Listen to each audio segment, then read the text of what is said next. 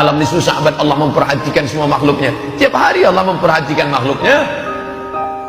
Allah memberikan perhatian khusus pada malam nisfu Sya'ban.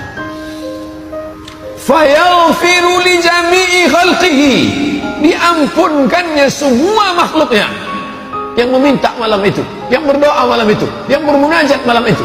Dari sejak kapan? Dari mulai habis azan maghrib, karena masuknya malam nisfu Sya'ban, pergeseran waktu dalam kalender qamariyah beda dengan syamsiah.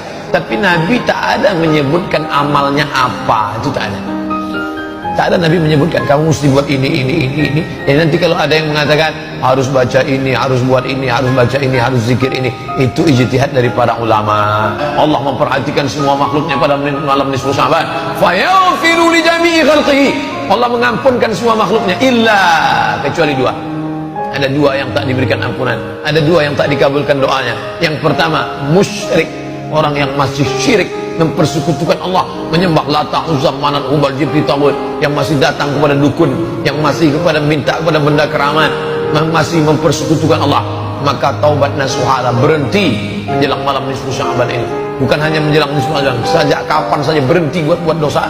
Salat sunat taubat, mandi taubat, salat sunat taubat, banyak beristighfar, minta ampun kepada Allah.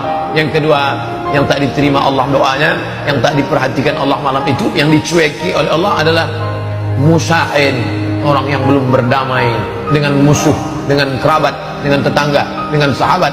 Maka damai itu indah, mendamaikan hati, jangan lagi bermusuhan. Lalu datang orang berjumpa dengan ulama, wahai tuan ulama, ya malam ini malam nisfu Sya'ban, betul, saya amalnya apa? Amal aja banyak-banyak. Amalnya apa? Amal aja banyak-banyak. Tentu sebagian orang tak puas dengan itu. Dia mau ustaz itu menyebutkan, sebutlah ustaz secara detail teks. Lalu kata ustaz itu, bacalah surat Yasin. Kenapa Yasin disuruh? Nabi tak ada nyuruh, hai orang beriman, bacalah surat Yasin pada malam nisfu Sya'ban, tak ada. Tapi hadis yang bersifat hadis umum ada. Man qara'a Yasin fi lailatin, siapa yang baca surat Yasin pada suatu malam, asbaha maghfuran lah, pada waktu subuhnya dia sudah diampunkan Allah Subhanahu wa ta'ala.